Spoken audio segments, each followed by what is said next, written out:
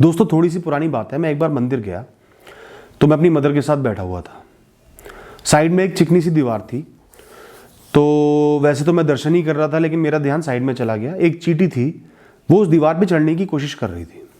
एक बार गिरी, 2 बार गिरी, 3 बार गिरी, 4 बार गिरी, हार नहीं मानी, चढ़ती गई, गिरती गई, चढ़ती गई, गिरती गई।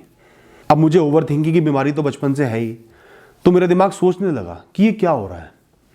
इस चींटी की जगह कोई इंसान होता और उसको किसी चीज में इतनी परेशानी आती तो अब तक हार मान के पीछे हट चुका होता, लेकिन ये छोटा सा कीड़ा ये अडिग है, लड़ रहा है।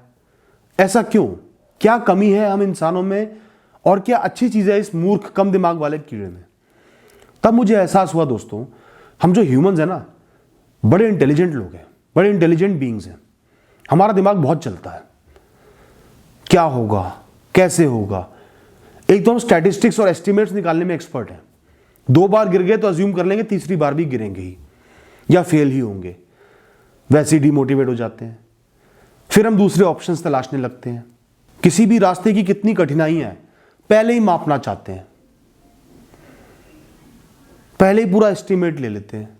ज्यादातर गोल्स तो हम स्टार्ट ही नहीं कर पाते क्योंकि सोचते रह जाते हैं कि इसमें तो इतनी परेशानी यार, ये मैं कैसे कर पाऊंगा।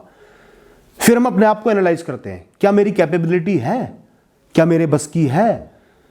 पता नहीं हम क्या क्या कर लेते हैं। एक आम इंसान जो इतना पढ़ा लिखा भी नहीं है, पता नहीं क्या क्या सोच लेता है। हम इंसानों को तो पढ़ने लिखने की भी जरूरत नहीं है, एस्टिमेट से लेके पता नहीं क्या क्या कैलकुलेशंस हम अपने दिमाग में कर लेते हैं। फिर हम सोचते हैं कि इतनी मेहनत क्यों करें, क्या रिजल्ट्स कंपेरेबल है, क्या रिजल्ट्स हमें इतने मिल जाएंगे। इस तरीके से हमारा दिमाग दौड़ने लगता है, इधर उधर की बातें सोचने लगता है। और अक्सर हम कोई भी टफ गोल जब पिक करते हैं, उसकी फर्स्ट फ्यू स्टेजेस में थोड़े ही टाइम में हम पीछे हट जाते हैं, क्योंकि इनिशियल फेलियर्स बहुत बड़े होते हैं। हम किसी चीज से अवेयर नहीं होते, हम अनजान होते हैं, और उस समय जब हम फेल होते हैं, परेशान होते हैं, तो हम पीछे हट जाते हैं क्योंकि ज्यादा आगे आए नहीं होते। अब दोस्तों वहां मंदिर में बैठने के बाद मैं थोड़ी देर के बाद बाहर गया।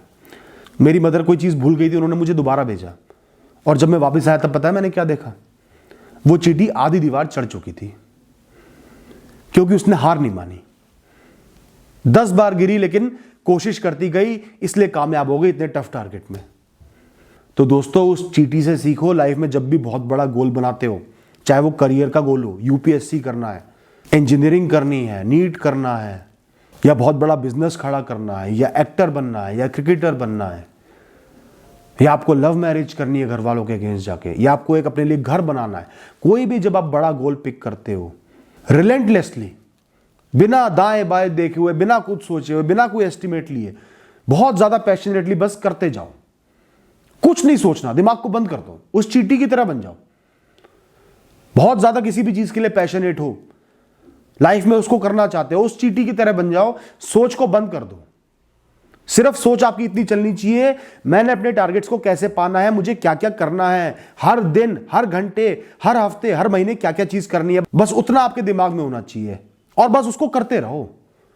गिर गए तो उठ जाओ, चोट लग गई तो मरहम लगा के उठ जाओ। लोग ताने दे रहे हैं, कोई फर्क नहीं पड़ता। लोग आगे बढ़ गए, आप पीछे रह गए, कोई फर्क नहीं पड़ता। बस आपने प्रयत्न करने हैं, भरसक प्रयत्न करने हैं।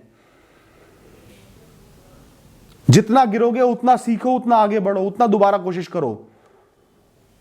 जिस दिन आपने ऐसे लाइफ को जीना शुरू कर दिया, कोई भी गोल बड़ा नहीं है, कोई भी कंपटीशन इतना बड़ा नहीं है। लाखों लोग भी कंपटीशन में होंगे ना, तो भी आप जीत जाओगे, लेकिन ऐसे बनना पड़ेगा। ध्यान रखना मेरी बात को।